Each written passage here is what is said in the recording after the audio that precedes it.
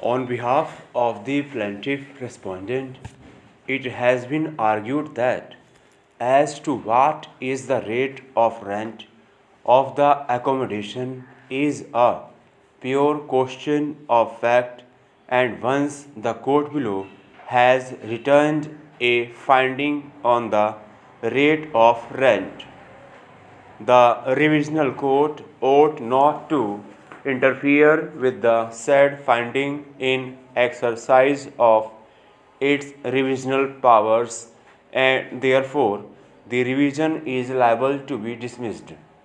Para. No doubt as to what was the agreed rate of rent for the premises in question is a question of fact, but a finding on a question of fact must be returned by appreciating the evidence that has been laid by the parties and not by simple narrating what evidence has been laid.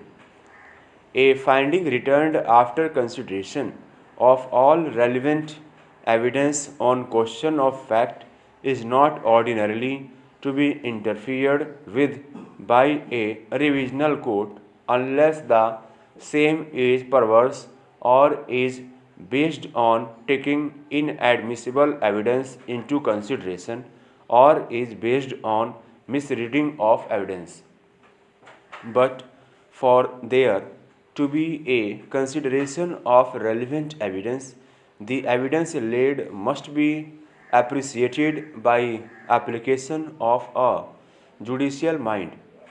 When both sides in a suit or proceeding lead their evidence, the court is required to appreciate the evidence and thereafter to draw its conclusion on the issue. Essential feature of appreciation is the rationale behind accepting one evidence over the other.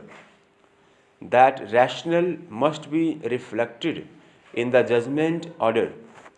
Therefore, the duty of a court of fact does not get over by disclosing as to what evidence has been laid by the parties before it, but is discharged when it returns a finding after appreciation, analysis of the evidence.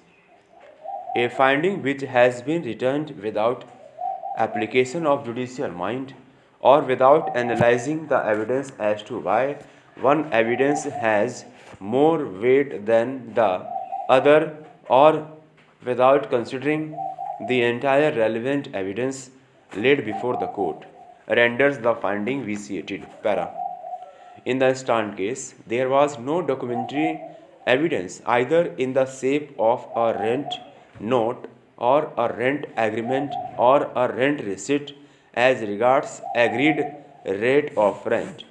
Both sides had laid oral evidence in support of their respective cases.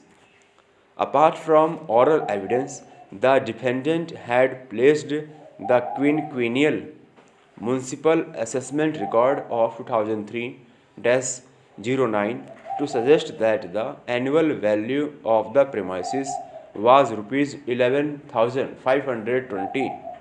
The basis of such annual assessment was brought on record through the statement of DW3, who was tax inspector, Nagar Nigam, as to why the evidence of the plaintiff was more acceptable as compared to the evidence of the defendant is not at all reflected from the order impugned.